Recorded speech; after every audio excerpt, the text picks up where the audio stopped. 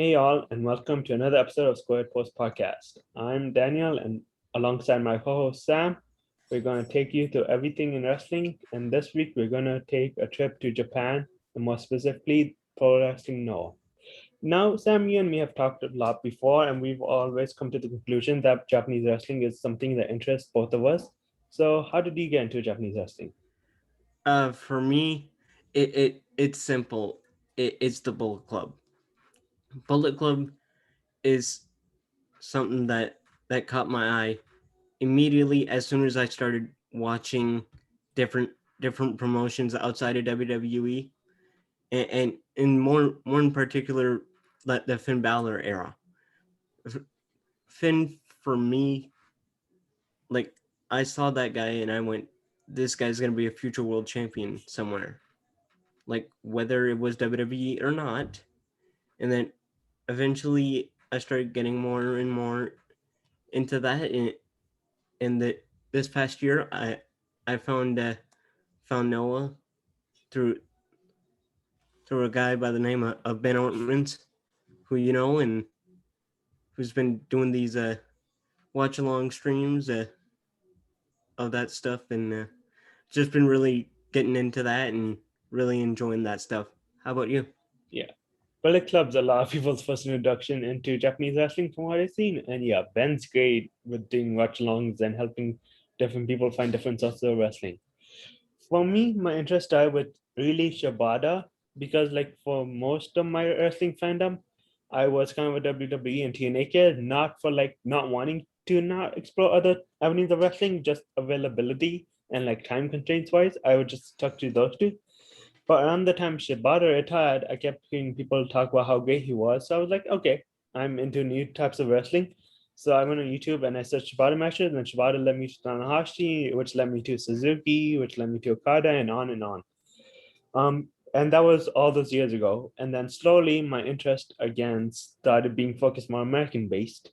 And then in like 2019, 2020, my interest in like American wrestling was slowly starting to fade, and my interest in wrestling as a whole was slowly starting to fade. But I was like, okay, you know what? Japanese wrestling school, I've heard a lot about it. So I just picked a random guy and I started putting his matches on YouTube, and that led me to a bunch of like older, like 90s, 2000s wrestling, and especially a guy named Toshiaki Kawada, who, as a lot of people know who are familiar, is one of the four pillars along with Kobashi, Akira Tao, and Misawa. And so that kind of just got me started into Japanese wrestling, and my fandom has stayed the same since then. And I recently found current day Noah last year around October, September, because before that, my interest was mostly in 2000s and 90s. So it's been fun getting to explore current day Noah. Yeah. So there's of course with there's stables in Japanese wrestling, and can you explain what they are and like how does it work? No more than New Japan, I feel like, in my opinion. I haven't watched that much New Japan since I discovered Noah, but I feel like Noah relies more heavily on staples. Like you see, like a few people unaffiliated, but the main stables are in the heavyweight division are M's Alliance, Segura Gun, Congo, and the Funky Express. And in the junior heavyweights, there's Paris Del Mal Diapone, Stinger, and the Noah Junior Army. And Congo also has a junior heavyweight base. Yeah. They have a few good junior heavyweights. And obviously both heavyweight and junior heavyweights, there's still people that are Yeah. unaffiliated with any. So for the heavyweights, the unaffiliated members are Goshi Ozaki, who I think a lot of people know because he did have the run in ROH back in the early 2000s, Kaito Kiyomiya, Masakita Miya, Inamuro, and Kinya Okada. Now, Kinya and Inamuro are like what most people consider juniors, or I guess young lions, in that they're not that far along into their pro wrestling journey. So they're still getting the feet where Inamuro has like impressed a lot of people recently with his speed, his size, and his power. Most famously, taking on Kenta at the end of at the January 1st show, and like that's where he got a lot of eyes on him because like even Kenta was like, "Who is that dude?" and like, where did he come from? But yeah, so Inamuro because like Kenny Okada, like he's 29, but he only started 3 years ago. So like he's still new, he's still getting his feet wet. So we'll see how that happens. I'm excited to see how they both progress. Now, in terms of the stables, M's alliance is Marufuji, who I think a lot of people know because of his run in the early 2000s Yeah. against and with Kenta. Then you have Keiji Muto, the Great Muda. You have Mochizuki, who is more Dragon Geek than Noah, but he still makes a lot of appearances in Noah. Noah, more than most companies, most like major companies, I would say, rely on freelancers. Well, not rely, but they have a lot of freelancers, which Yeah. we will talk about. Then you have a guy like Tanaka, who, speaking of freelancers, his main promotion is 0-1, but he still does a lot of work in Noah, a lot of good work in Noah.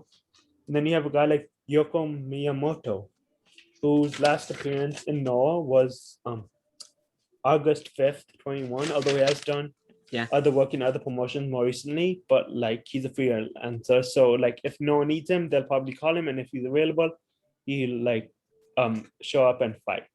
Yeah. There was another dude, Masakatsu Funaki, but on the most recent show on the 22nd, he changed his alliance to Congo because what happened was Funaki was in a GHC national title match against the leader of Congo, Yeah. who is Keno.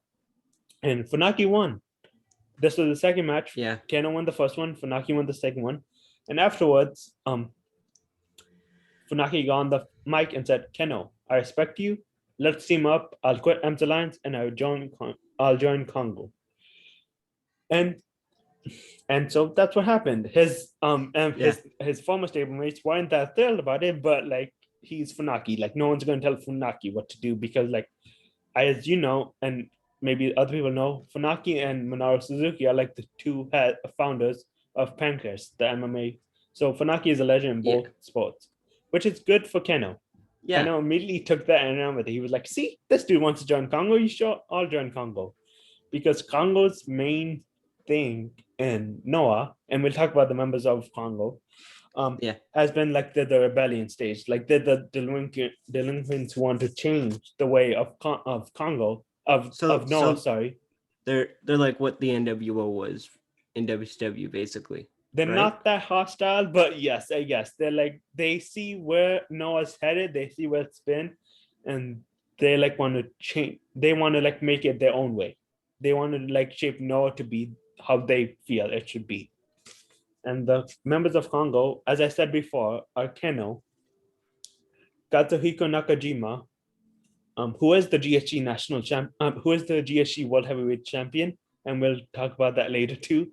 Yeah. Manabu Soya, and Funaki, the recently added Funaki in the heavyweight, and then the junior heavyweights. There's Aleha, Tadasuke, and Neo. Now Neo had a partner who was How, and like for as long as I watched Modern Day Noah, which is like again like October, those two have been like super close, as close as the tag team get. Like when I saw one, I was like, okay, like a legit tag team. Yeah, like when I saw one, I was like, okay, the other one's not far behind. And they've been teaming together since they both joined Congo and Congo was formed. They were like two of maybe not the first members, but they were like very early on in Congo's history. But the week before on the 16th, they were in a match. It was those two and the Leha, and they were in a match against Paris Del Mal, the opponent. And what happened in the match was that they were facing three junior heavyweights, and so those guys are really fast. So Neo and How, they accidentally hit each other like twice or three times. And in the end of the match, you could see How was frustrated, like he was clearly frustrated. So later, Tadasuke Harada, Daisuke Harada, sorry, that's my bad. He was in a match. He was not defending his championship, but he was in a singles match. And How came out, and Daisuke Harada is the leader of the Noah Junior Army, which is him, Atsushi Tagoge, Hajime Ohara, and sometimes Junta Miyawaki. And they're the guys that are not so much into the chaos. They like kind of want to make the junior heavyweights feel more important than the heavyweights. That's Harada's main goal, is to get the junior heavyweights on par with the heavyweights. So at the end of his match, Hao came out. He was like, I want to change my environment. I want to move up. I want to make the junior heavyweights feel more important. I'm going to quit Congo and I want to join you. And that obviously is not what Congo members want to hear. They Yeah. don't want, and they took out their frustration more violently than M's Alliance was like, Yeah. okay, we're going to shake hands. You're no longer part of us. That's fine. Congo members have attacked Hao. There was an impromptu match Yeah. between Harda and Hao was Neo and Aleja. And then on the previous show, the 22nd, the one we were talking about, Hao and Neo had a match, which ended in a draw. And then Tadasuke, who was out with COVID symptoms, he was a COVID, like, he was out with COVID during the 16th show. He came back and he attacked Hao and was like, I'm going to make your life miserable now. You want to leave Congo? I'm going to make your life miserable and you're going to wish you never left. So that's currently what's going on in the junior heavyweights. Yeah. But also in the junior heavyweights, you also have in the heavyweights, you also have Segura-gun. Yeah. Which is obviously Segura, Sakuraba, Kazunari Murakami, Yoshiaki Fujiwara, Fujita, Kashin, El Wagner Jr., which is Dr. Wagner Jr.'s son. Yeah. Then you have Rene Dupree, and then you have Daisuke Nakamura. Dupree and Dr. Wagner Jr., for reasons beyond their control, they haven't been able to come to know for some time because of, the pandemic. Yeah. And most of these, and especially because Dupree lives out here. Yeah, he's in Canada where you are. And also this Kendo Kashin, I forgot about. But yeah, and then like Funky Express is just Akitoshi Saito, Muhammad Yone, King Tani, and Masa Inao, who are like, they're not the jobbers. They do win matches, but they're kind of like no one really takes them seriously, and they like can be built up as a step, but they're kind of on the outside. They're fine with being on the outside. They want to challenge. Yeah. But they're like, yeah, we'll just keep doing our thing. You guys all have your feuds and wars, and then we'll just pop in at the end and maybe get that are going on. Yeah, and maybe get a title shot at the end when you guys are all done fighting. Who knows? Yeah. Because like Muto and Marufuji are currently the tag champions, and they've been the champions since November 13th, 2021. Yeah. So I kind of explained a little bit of the junior heavyweights chaos. And there's a lot of chaos, trust me. Yeah, but which isn't surprising about Japanese wrestling because they, especially to a North American audience, you can see more of their facial expressions versus like vocally. Yeah. And so I'm sorry. Yeah, you can start talking about like there's champions on these promotions, right? Yeah, I was gonna, because like so the previous, like, let's talk about junior heavyweights, because it was Hayata who was in Stinger alongside Yu Susumu and Saki Yoshioka and Ogawa, who I think a lot of people know if they know like old Noah or 90s All Japan, because like he was kind of partnered with Misawa for a while. And then Daisuke Harada on the 10th, he beat Hayata for the championship, and that was a big deal because Hayata that was his 9th title defense, and the record for most title defenses was Taiji Ishimori, who had 10. So Hayata was quickly approaching. So that match was kind of Daisuke Harada being like, I want to be the absolute of the junior heavyweights. Like, I want to be the guy in the junior heavyweights. So I need to stop you before you do that. And he did. So he won the title. But Hayata had another title, and that was the Junior Tag Team Champions, which he held with Ogawa. However, we mentioned before that Tadasuke had COVID and he had to sit out a previous event. Ogawa also had COVID, although he's fine now, he's recovering. But because he couldn't defend his championship on the 22nd, Noah stripped him of it in a highly controversial move, because he said he could defend it, but Noah was like, yeah, no, we want you to take your time going back. So on the 22nd, Kotoge and Ohara of the No Junior Army, they faced two other Stinger men, Seki Shioka and Yu Susumu, and Susumu and Yoshioka won. And this is a big deal for a Stinger because like before he was stripped, all of them were talking about like let's have a Stinger competition. Let's do Yoshioka and Susumu versus Ogawa and Hayata. And that is what they wanted. So now there's still the chance that happens. Yeah. And like I said before, on the heavyweight side, the GHE champion is Katsuhiko Nakajima, who won it from Marufuji after winning the N1 on the 10th of October. And his next challenger is Fujita, who is facing him on February 23rd. Yeah, which that should be good. That should be a good match because Fujita has not won the GHE championship. So GHE championship. So it'll be interesting to see if Nakajima can beat him. And he's already had a great reign. Like he started with defeating Marufuji for the title. His first title defense challenge came immediately after when Tanaka challenged him, a man he's never beat before, and he beat him. Then Kenno, he was the GHE national champion at the time, and he wanted to challenge Nakajima to a title versus title match because they had a big show on the first in Nippon Budokan that Kenno wanted to main event. So they went to war for 60 minutes. It was a draw. And then on the show on the first, he faced Go Shiozaki. And then on the 16th, he faced Masakita Miya. Go Shiozaki and Masakita Miya are his two former tag team partners who he's won belts with. Actually, Masakita Miya, he was kind of not erased, but like they both come from the same tree. They both come from Diamond Ring, Kensei Sasaki. So that was a really good match because they both have like a lot of history. They fought before, like they fought in the first cage match in Noah's history. So those two have a lot of history. So all those matches have been really good. And like I mentioned before, the national champion, which is kind of, I don't want to say mid-card, but it's kind of like how the Intercontinental or US or even the TNT championship are supposed to be, like really viewed really favorably. Funaki won that on the 22nd, and that is his first title in Noah ever.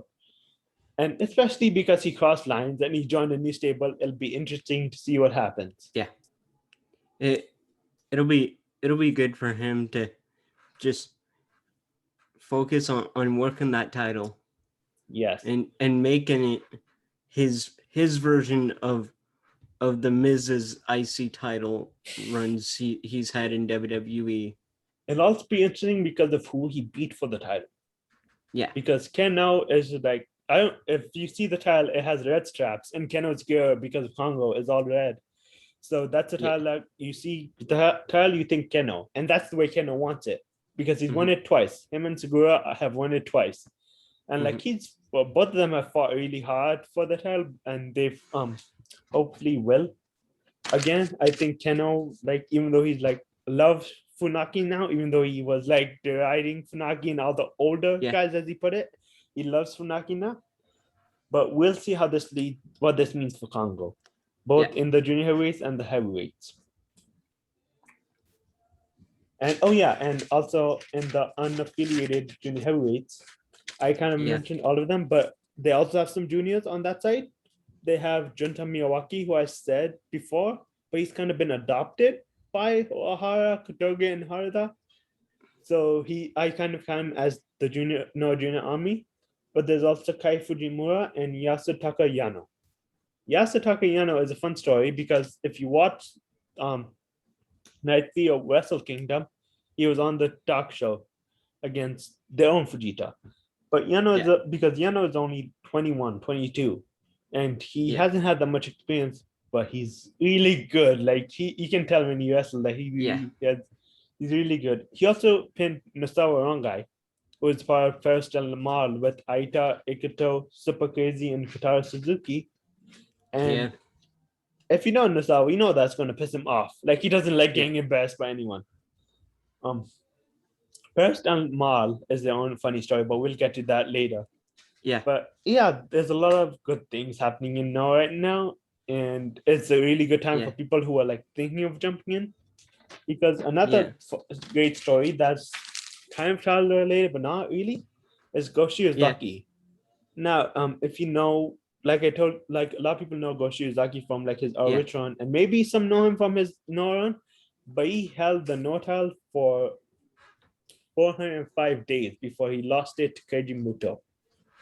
And Goshi Uzaki once back in that title race, he like took time off because of injuries to like get his injuries fixed. He didn't want to. Well, he wanted to rush back. Kenta Kobashi actually called him because Kenta Kobashi had a part in Goshi Uzaki's training. So he called him and was like, don't rush, take your time, come back healthy. Which, if you know Kenta Kobashi, that's not what he says. He's just like, every day you're not in the gym is a waste. But he told Go to wait. So Go waited. Then he came back. He faced Nakajima. He lost. Then on the fourth show, he faced Kato Kiyomiya, who was also a former GHE champion. And he lost again. Mm-hmm. So now Go is like, well, what do I do now? I want back in the title picture, but like, what do I do? So in all of Roshi Uzaki's wisdom, he has set a challenge for himself. He has set a gauntlet. He's going to take on 4 men that he believes are on the top of this company. Yeah. If he beats them all, he will challenge. If he doesn't, back to the drawing board. And those 4 men, in the order he's going to face them, Takashi Sugiura, he's going to face on the 27th. Matsuto Tanaka, he's going to face on February 9th. Naomichi Marufuji, who he's going to face the day after on the 10th. And then Keno, who he's going to face the day after on the 11th. So it's a big task for him. Yeah. So those 4 guys you just named, for the North American audience, like who in the North American scene would you compare those guys to? Just so they can get an imagination of, what kind of thing to expect. I mean, Masato Tanaka, if you watch ECW, that is that Masato Tanaka. He's still wrestling and he's still going. But you know what's interesting in that they do have some young guys, but they also like focus on experience and older guys. So I'm not sure, but the dream match for me for Takashi Sugiura is either Eddie Kingston or Miro, because those guys hit hard too, and that's Takashi Sugiura's like wheelhouse. He will hit you really hard, really many times, as long as it takes to knock you out if he has to. Yeah. Keno's once before, while I was discussing Keno, I kind of called him the opposite of Speedball Mike Bailey. Yeah. Because both of them, like, their kicks will hurt you. But while Speedball is kind of like, yeah, wrestling is wrestling. I'm just going to take it as seriously as I have to.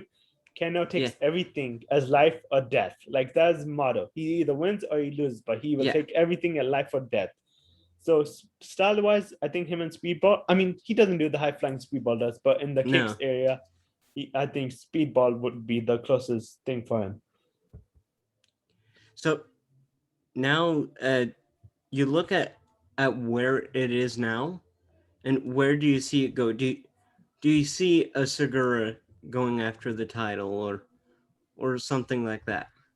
Oh, the world title, you mean? Yeah. I see Fujita and maybe another match with Go Shiozaki, and then I could see challenges by Sugiura and Sakuraba maybe, because Sakuraba has a really interesting style that I think would work well with Nakajima's. Because while Sugiura was champion, Nakajima did challenge him, and he lost the first time he challenged. So, you know, it's because, and that's the thing about Noah, especially when you have a champion like Nakajima, like anybody could challenge him. Like Keno could challenge him again. We don't know. And that's why I think it's interesting that Funaki left, because before Funaki left, he still had a bunch of challengers, but like they were like, because Funaki, everyone respects Funaki. Yeah. So now I think you'll see a guy like Mochizuki, who was champion. He beat Sugiura for the GHC national champion, but he lost it to Keno.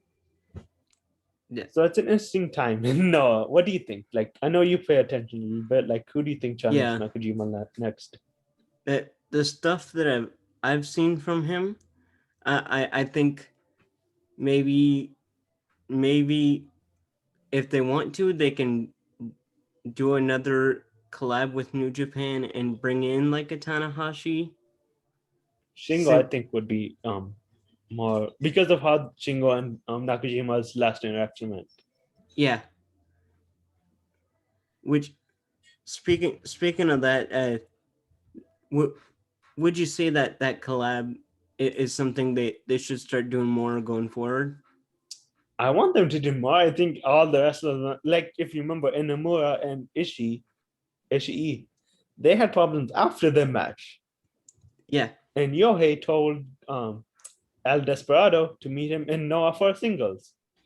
So there's still a lot of unfinished business on that end. And I don't think Ken was happy about how that ended. yeah, and and really like you look at how special that collab was, and like and so do you see it going in a different in a different route next time around? Do you see it being more like a an ECW one night stand kind of thing where it happens once a year? For this, I'm going to rely on what Naito said. I'm going to look back on what Naito said after the match, where he was like, next time this happens, it won't be the company, it'll be the individual wrestlers calling them out. That's how I want to see it happen. And he also said, I don't think it's going to be long before you hear our names like LIJ in the mouths of Congo members, and we'll probably call our Congo members soon. So I think something like Naito said, where it's like not one offs, but like, Yeah. it's not like an event, but like you go somewhere, like Mm-hmm. New Japan wrestlers go to Noah Like for, a forbidden door kind of thing. yes, like we'll see. And now that Shingo doesn't have the title, like, he's really free Yeah. to like go to Noah. So I would love to see Nakajima defend the title against him. Yeah. So for for people who might not know who Suguara is, who what are some of the matches that you highly recommend people watching? Mm. Any match he and Tanaka touch, I would go back and watch because their sequences are amazing. He also had a match against Mafuji. He also had a match against Go Shiozaki during Go's title reign. That was really kind of long on the long side, but it was really good. So yeah, just also him and Masaki Miya. If you're into like shorter matches, on January 4th, 2020, they had a really good match. So like I would go and watch those matches. Yeah, I agree 100%. And really, for for Noah, do you see them doing like what New Japan did with New Japan Strong? Do you see them doing a similar thing, bringing their brand to the states in like a New Japan Strong like kind of format? I think it'll be a while because if you remember, New Japan only did that when it had felt it had a strong enough base in Yeah, US. And while the president of DDT, who also is president of Noah right now, he said he wants, I mean, not the president, but he's in charge of Noah because of the yeah, argument they have. He said that they kind of wanted like have more international fan interest in Noah. So I think soon, I don't think you'll see like a full like Noah USA, but I think you'll see more Noah wrestlers coming to the States and a lot of state wrestlers coming to Noah because like Ninja Mac, for those that follow the independents, he's gonna do a stay in Noah. So I think that might bring some more eyes onto Noah. yeah, 100%. And I know they've had some gaijins in the past, like an Eddie Edwards or or even like a Speedball or something. So you you look at those types of collabs and stuff like that, where they bring in those gaijins. Do you see gaijins coming in the sense of like them going there for an excursion and coming back, and know what people doing the same thing, like maybe going on New Japan Strong or something like that? I'm not sure about New Japan Strong, but I think the guys I mentioned, Yano, Okada, Fujimura, maybe even Inamura and Junta. I think they'll do excursion soon, especially now that everything's kind of starting to open back up. I think we'll see some Noah juniors in like the States and Canada, maybe even Mexico. Yeah, which would be really cool, and to see Noah and especially Japanese wrestling as a whole be more in pop culture in a sense of like through the Bullet Club and how like everyone's wearing Bullet Club shirts now and stuff like that. And do you see Noah finding a stable that could become that trendy brand uh, and, and insert themselves into pop culture as well? I hope so. Because like I mentioned before, like Noah is probably my favorite Japanese promotion. And also I think Congo is really cool. Although I'm not sure that's how I'm supposed to feel because Congo is technically still the bad guy. But like Nakajima and Kano are like two of my favorites right now. So I think I'm not sure if they'll ever find like a trendy, cool thing because, like you mentioned, Bullet Club that came from Yeah, like Gajin, and like they weren't supposed to get that popular, but they did. yeah, So and like Bullet Club is like really recognizable, and a lot of their stars have gone over to like America and became stars there. So I don't know yeah, if you get like Bullet Club, but I think stables like Paris, Del Mal, Diapone, Congo, um, maybe even Seguragon, they could like reach high levels of popularity. yeah. Do you see any one of them like translating their style if they have an excursion with like an AEW or an Impact? Uh, well, I mean, yeah, I do want to see these guys in AEW and Impact, like a fantasy book card, because like Segura and Masakita Miya, I want to see against like Miro and Kingston. Marufuji versus Danielson, I want to see. I want to see Danielson versus Nakajima because I feel like those styles will mesh well.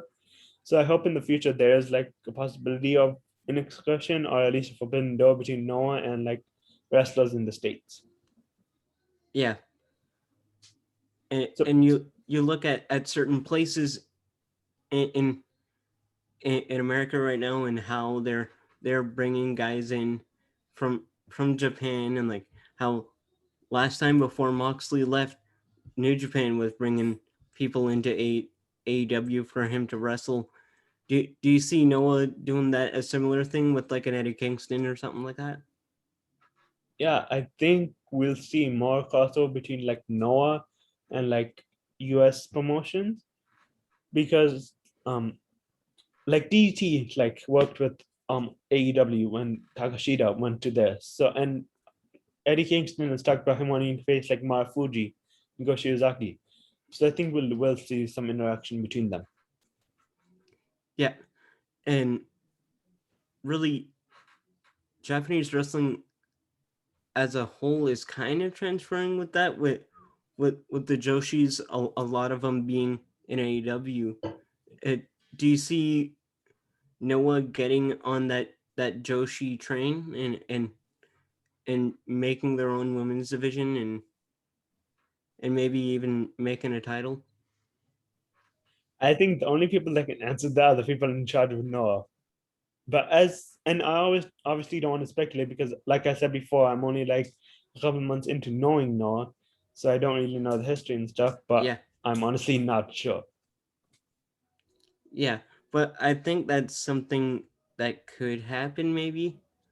Like, of course, we know how big women's wrestling is right now, and especially like I how think we'll see how it's evolved. sorry. I don't because like TJPW and Noah and DGT for have Yeah, all on the same company.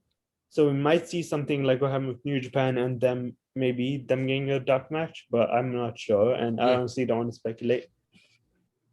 But yeah, I've talked a lot about Noah. So what is some of your current favorites? Um, for me, it really comes down to Marufuji. I first like literally the first Japanese like the first Noah match really that I found was a match of his against Kenta, who Kenta, of course, Yeah, invented the go to sleep, yeah. and of course Punk made it famous and all that stuff. And they still And argue about that, but yes. yeah, but you look at a guy like Marufuji and how really good he is, Yeah. and I think him and really just seeing a guy like Muda being almost 60 years old and still kicking ass, like that that's pretty cool. And so really for me, those two guys come to mind. I think a guy like Segura, he's really good. Uh, I don't follow the product as much as you do, obviously, but from what I've seen, those three guys like really impress me. Nice. Yeah. Yeah. Like everyone knows Marufuji, I think, if you followed like mid 2000s, like how his Yeah, battles with Kenta. if you'd follow like mid 2000s Noah or really just Kenta's career in general, Hmm. uh, Yeah. um, Those two are so he closely linked to each other. yeah, they're really, especially at that time, they were like the John Cena and Randy Orton for an example of Yeah. Noah. Except everyone liked those two matches. And also they did tag team. They were Yeah, like the first GHC junior heavyweight tag team champions. So that's cool. yeah, and really just seeing a guy like him have that stardom still with him even after the those rivalries that he's had with like a Kenta, and really from what I've seen, some pretty good stuff. Yes. Yeah. And I think it's going to be interesting, like you talked about before, the New Japan relationship. Maybe we get another match, although they might both might just decide to end their rivalry, let them like it is. So who knows? But I Yeah, think it'd be cool if we get, oh, maybe even we get a tag team. They tag team together. yeah, which that would be cool. That would be like Randy Orton and Edge coming back together in the North American scene. Yes. But yeah, it's like I know we mentioned last week, it's an interesting time to be a wrestling fan. I think this period it might be an interesting time to be a Japanese fan because I Yeah, think New Japan might have found its footing after a couple of years, and you have a promotion like No who are really on the rise, not really fast, yeah, but they have a lot of good wrestlers that you should probably keep an eye on. yeah. Who are some of the guys for you that you're really keeping your eye on and really saying, "Hey, look, these guys are gonna be like the four pillars of today's Noah." It's funny because I was just having this conversation with someone else, and I told them that listen, my favorite No wrestler is just who's on my screen at the time. Like there are Yeah, so many guys that are really good. But like I said before, I didn't know who Nakanjima was until early last year, and he slowly become one of my favorite wrestlers, like maybe top 5 or top 10. Some yeah, other guys I really love are like Sugiura, who like I knew of beforehand, like I knew some of his matches, but like ever since I started following Noah more closely, he's become really one of my really good favorite. Then a guy like Masakita Miya, who like gives yeah, 100% of what everything he does into his wrestling, and like he goes yeah, 100 all the time. That's something I love. And on the junior heavyweights, oh, also I was talking about Keno. Like he just yells a lot, but like yeah, he's entertaining in a way that he doesn't mean to me, but he's still really good. yeah, And then on the junior heavyweights, like my two favorites would probably be Yohei because he's so fast, he's so slippery. Like he's like he has a lot of charisma, I would say. And then Kotaro yeah, Suzuki would probably be another one of my favorites. And Hajime Ohara because like I like martial arts and he brings that like because he did do lucha libre, he did go to Mexico and all that. He trained with Ultimo Dragon. Oh, really? Yeah, so That yeah, those that's are some of my favorites. that's pretty cool. Um, for really for new things, in in this company, do you see them like doing anything new, like maybe bringing in a new title or anything like that, like maybe having one of their long-term baby faces turn heel? Okay, that last part is interesting because from what I've seen, Noah doesn't really do face or heel. They have some faces and some heels, but most of it is like in between, in like tweener. Like you have a guy Yeah, like Nosawa, you have a guy like Kenno, who are pretty much like heels, and then you have a guy yeah, like Marufuji and Kaito, who are faces. But a lot of the other ones are like in between. They're like tweeners, I guess. So, and we saw on the 22nd, like Congo's a heel stable, technically by like what we define as face and heel, yeah, and MC Lions is face. And you saw Funaki turn over. And it's actually interesting because like Nakajima, he turned heel. He and Goshizaki were partners. They were in Access and they were like beloved team. Everyone loved them. They were like tag team champions. And Nakajima turned on Shiozaki and joined Congo. And while he was in Congo, he and Masakita Miya teamed up as the Aggression, and they became tag team champions. And in their first title defense, Masakita Miya hit Nakajima with the Saito suplex, and effectively told him like, "I don't like you. I'd never want to team with you. Keno made me. Keno can go screw himself too. I don't like any of you anymore." And he turned face. So yeah, there are dynamics you can play with in as far as face and heel go. And yeah, like they do play with them a lot. How turned on face. Someone no one expected. No one thought How would turn on Congo, but he did. So like there are a lot of dynamics that Noah can play with and Noah does like to play with. yeah. So it's interesting to see how they do that, and see really how they bring it, like really, because we know how the American scene does that, a lot of it, especially on a dime. Like they did, like WWE did it a lot with Paul White, and how much they did that. And What one so thing I'm interested in, sorry, I didn't mean to cut you off, but one thing I'm yeah, that's interested fine. in, not so much face in here, I'm interested in if there's gonna be a new stable anytime soon. Because That's a good point. Personal Maldi Upon started last year. Yeah, Congo started in, I think, late 2019, early 2020. So we might see a new stable form of like some of disgruntled wrestlers soon. Who knows? We'll see. yeah. Well, we'll see what happens, and I think it it's really something really cool, and I think people need to watch it more. Yes, I think they need to watch it more. I think Noah should have a more bigger fan base just because of the type of wrestling Yeah, they provide. I think they totally should too, and I think looking at certain groups and that stuff, I think they could really like turn turn their fan base uh, even even bigger. Yeah, because you look at the partnership with DDT and Yeah, Tokyo Joshi Pro, and like Wrestle Universe is the big thing. They're on Wrestle Universe with DDT and Tokyo Joshi Pro. So someone who's a DDT fan might see no and be like, okay, let me just check this out and see what it's about, and they could have a new fan like that. yeah. So for people who don't know, can you explain what Wrestle Universe is?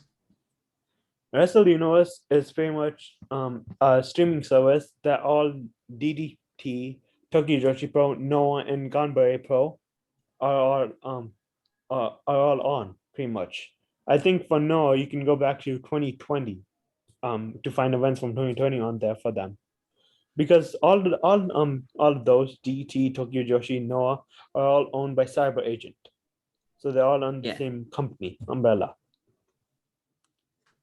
yeah, and I think that's really cool, like, to have a platform, like, of course they have New Japan has their New Japan World, and WWE has Peacock and all that stuff. But for New Japan, not New Japan, but Noah and DDT and TJPW and all and the other one there. Yeah. I think for them to have a platform for the rest of the world to see it, I think is going to bring more eyes to the table. Hopefully. Yeah, hopefully. We'll see what 2022 has in store for everything. Oh, 100%. Well, and speaking of 2022, I think this year in wrestling overall, it is going to be an interesting year. Yeah, definitely. And like I said before, Noah's headed back to Budokan in July. Yeah, So I'm keeping my eye on that show, and I'm keeping my eye on next year January first show, because they said they want to do a Budokan show every January 1st. We'll see how that happens, but they do have one next year, because not to fancy book too ahead, but I think we could potentially see um Nakajima lose the title in one of those two events, yeah, because it is a big event. Like Budokan is Budokan in Germany. yeah, And also there's the Cyber Fight Festival that's happening in June. And last year's yeah, Cyber Fight Festival, it led to a title change with Marufuji beating Muda. So yeah, that's another event to keep your eye on if you're like a Noah yeah. fan or whatever. So for people who don't know how the event schedule of Noah goes, can you explain? Do they have like a big four set of shows that they book their other shows around, like kind of like what WWE and AEW do? I wouldn't say a big four necessarily. They do have a lot of shows. Like I said, the one on the first, they have a couple of shows that are like big deals to them, but it's not like like, oh, this match is headed on this show. It's just like challenges work in a different way. They have some no one contenders match, but normally how you challenge for a title is you win a lot of matches, then you challenge. If the guy says yes, then no will probably make a date like 1 month, in 1 month for a title match. Like Yeah, Fujita challenged Nakajima on the 16th of January, so now the title match is on the 23rd. yeah. Things like that. So, and I think we can start moving a little bit forward towards the North American scene and talk a little bit about what happened last night with GCW. I think last night's show went really well. Yeah, I Uh, really liked last night's show. I uh, thought there was something. I mean, this was their like first time on traditional pay per view. This was the first time with the big audience. So I felt like there were some things they maybe could change in the future. But other than that, I thought it was really well. Starting with the opening pre-show matches, like the Battle Royale, where we saw Lufisto and we saw Ruckus yeah, and Thunder Rosa and all of them. yeah. I really liked the opening match. I thought bringing in a Hall of Famer like Lufisto in there, I think was a perfect spot for her. Yeah, I like Lufisto. I like that they had like Thunder Rosa, like that surprises like Ruckus. Yeah, the the Thunder Rosa surprise. I really enjoyed that. She's one of my favorites. I think wherever she goes, whether it's on the Indies like GCW or it's at an AEW show, I think that there's a there's a world champion. Yeah, And, Thunder Rosa is really good. and I'm excited to see what she does, especially this year, where I think she's going to start making her way into the AEW women's title picture. yeah, and, and I think we can move on to some of the other matches on the card Yeah. for World On. What did you like about the ladder match? It was funny because when I saw AJ Gray, I was like, you have AJ Gray, Alex Colon, PCO, and Jimmy Yeah, Lloyd. This might be the most badass ladder match of all time. yeah, well, 100%. And also, I just want to say I'm glad AJ Gray is okay. Like watching that fall happen and on on TV was bad. I was like, oh no, Yeah. I thought he broke something, but he's okay, and he won. So Yeah, I think we all thought yeah, that about AJ Gray, but to see him be fine and really just hopefully he can have more of those big big deal matches like that. yeah. Hopefully, and he's gonna get a world. He's gonna get a title shot soon. Oh yeah, 100%. And I think him and seeing the change where G Raver was taken was put into to the ladder match and having Leo take Jonathan Gresham's place in the Blake Christian match, I thought that that was the right move. Yeah, Leo Rush and Blake Christian was super good. I mean, the six man, the Lucha trio match was good too. They had like fun spots Yeah, because obviously all those six guys are really good. But Blake Christian and Leo Rush, like when I first heard that, I was like, okay, let's go because I really like both those guys, and yeah, I hope both me too. those land on their feet. Super. I mean, not on their feet, but I hope those two find another major promotion and they show the world what they can do. Yeah, 100%. I think Leo and DPW's own Blake Christian, I think j- just just had one hell of a match, and of course we can start talking a little bit about the six man, and I think that match was really That good, match had a lot of like you were good saying. spots. Yeah, that match had a lot of good spots. But you know, when you have these six men, like Flamita, and Flamita was one of my favorites I found on ROH, whereas I found on MLW, and I liked him from the matches I saw. And everyone knows Bandito. So Yeah, and, and of course there's some of the more bigger matches that happened throughout the night as well. Of course, yeah, you we're not going to go through every match like beat by beat, but we'll talk about our yeah, favorites. we'll get into the bigger ones right now. Of course, uh, the the one that I was very excited about, Matt Cardona versus Joey Janella. I thought that match was really cool. Having the entire ma- Major Pud family there was really cool. Oh yeah, okay. I'm conflict. Actually, I know how I feel about this match. Like I thought it was good. I just thought it could have been way shorter, for reasons we will Yeah, also talk about later. Like I get why everyone was there, but everyone didn't need to be there. yeah, Like Xbox spot was awesome. I just wish we got there a lot sooner. yeah. Me too. I thought bringing the Xbox in was really cool. I think the match they're gonna have at the next show or wherever they whenever they're gonna have their match, I think is gonna be really good. Yeah, yeah. Xbox looks healthy, and seeing Yeah, him at the Hall of Fame too was awesome. So I think he's ready to get back into earning shape. Whether happens, we'll see. But I just want to pick out one part of the match for a second. That's the the Edge call out from One Night Stand 2006. the motorcycle, Yeah, the motorcycle helmet and all that stuff. I thought that was so cool, yeah, and because it was in the same building as One Night Stand Hammerstein, 2006, yeah.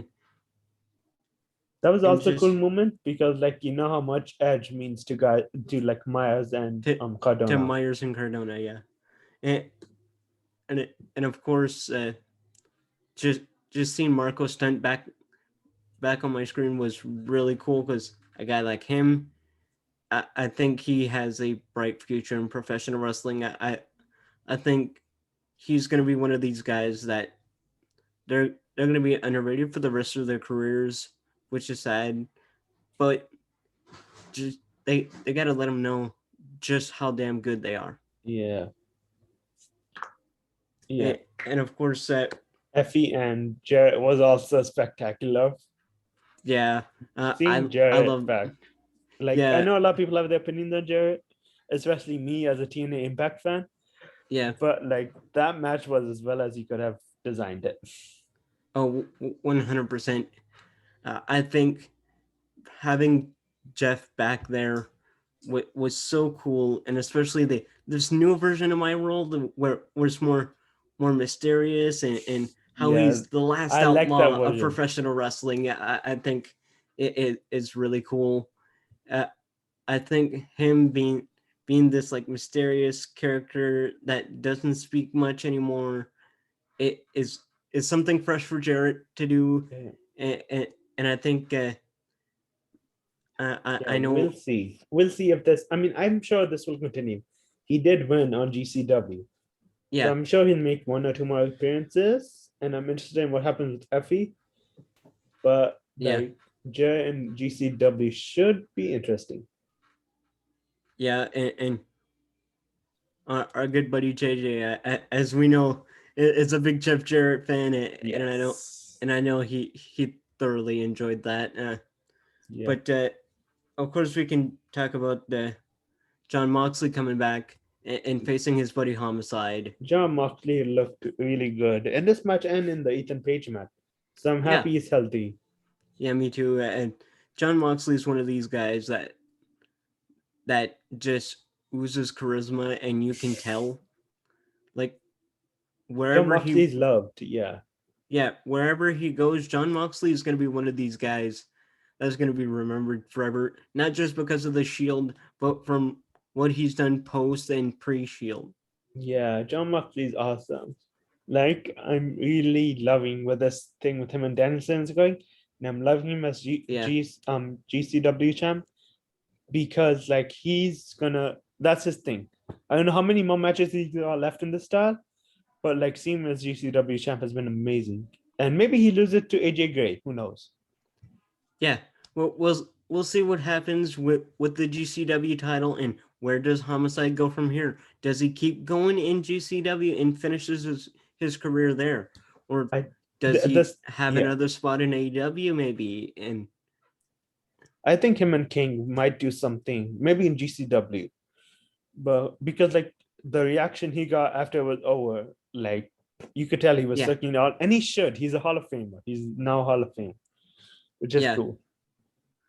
yeah. And I then thought obviously the big surprise at the end of the night, after yeah, like a week or two of people being like, "Where's Nick Gage? Is Nick Gage showing up?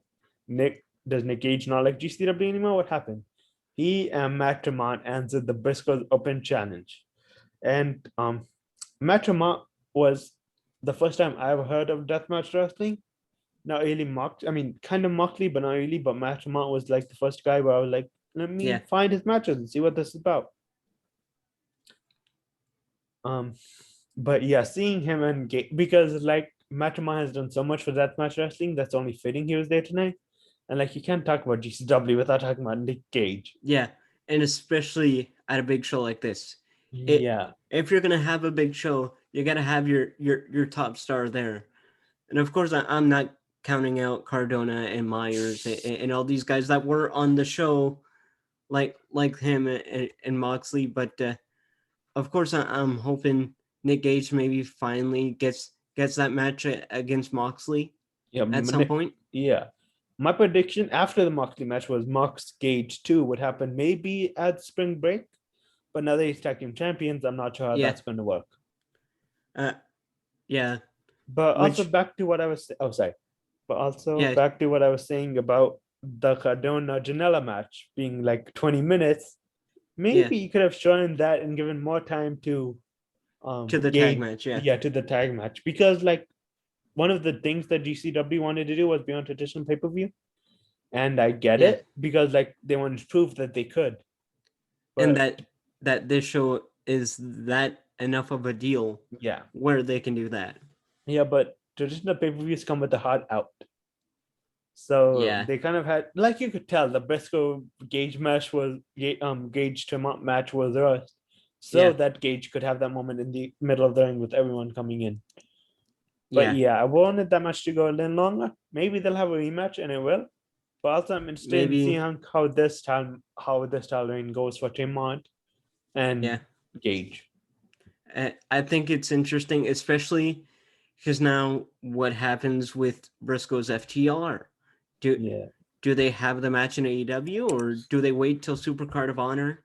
Now that we know that Ring of Honor is definitely coming back and having a show. Yeah, definitely. I think it's a Supercard of Honor because, like, I know a lot of people predicted FTR, but on Saturday they were wrestling the Rock and Roll Express. So I'm not sure if they could have gone there. I mean, they could have gone there in time, but I'm not sure if they wanted to like leave that much to fate. But also on a show like this, you want to close with like Gage and Tremont. Because like Gage is like GCW, so it's only fitting that they close with him. Yeah. So really, what did you think of the match between Soho and Ali Catch? I like that match too. I was a little surprised to see Ruby winning, especially now that we know that Jarrett was winning the FE match and Cardona won the Janella match. Yeah. So but yeah, I like the match. Ruby's amazing. Like Ellie's good, and so yeah, it was a good match. It wasn't the prettiest, but also another guy that I want to bring up that we haven't really talked about, Shane Mercer. Yes. That dude is going to be a big. I've been banging this drum since 2020 when I saw him versus Dickinson in one of the first pandemic era shows with Joey Janella on commentary. Like that dude is going to be a big star soon. I can feel it. Yeah, I agree 100%. And Mercer's one of these guys that can go in there and just have a great match. Yeah. Like he's genuinely really good. I don't know if you saw Shane Mercer versus Yoya, but that was a good like little guy flyer, big guy match that I think is on YouTube, but I'm not sure. But yeah, that was a really good match. But the two styles matched really well together. Oh, 100%. And I think even sticking with the Battle Royal for a little bit, the ending is seeing that 9/11's kid win it. I thought that was really cool. And him even having 9/11 involved and chugging a couple beers like Stone Cold and that was a cool moment. Yeah, that was a good feel good moment. They had some really good feel good moments last night. Yeah, especially with everyone in the ring at the end. Yeah, and it's going to be interesting to see, especially how the guys on the show. Yeah, we'll see how GCW goes from here. Like that was a really big show. They might have gotten some momentum, so we'll see how this goes for them. Chris Dickinson's coming back. We didn't even talk about Chris Dickinson. Yeah, Chris Dickinson. Coming back. Mance might come back soon. He was on the show. Him and Atticus Cougar might be a thing. Yeah. So yeah, so maybe times. Yeah, maybe we could see Danhausen come to GCW maybe at some point. I'm not sure how far along he is in his recovery, so we'll see. Well, he was injured literally the same night as Downhut. Yeah, as Mance. But yeah, we'll see how everything goes. Yeah, which that'll be very interesting. See what happens. But yeah, that's pretty much what we're going to be talking about this week on the podcast. Dan, tell us where they can find Noah and all that stuff, and tell us where they can find you as well. You can find Noah on Wrestle Universe, and you can also follow them on Twitter at Noah Global, and you can find me on Twitter at DJ Wrestling Fan. You can find me at Sam Double Wrestle. That's Sam Double Wrestle. And you can find the podcast at Squared Post Podcast on YouTube, on Twitter, and Spotify. We'll be on Spotify as soon as we figure out a few things. Yes. Okay. But yeah, you can follow us on Twitter and YouTube for now. Yeah. All right. Thanks, guys. We're out.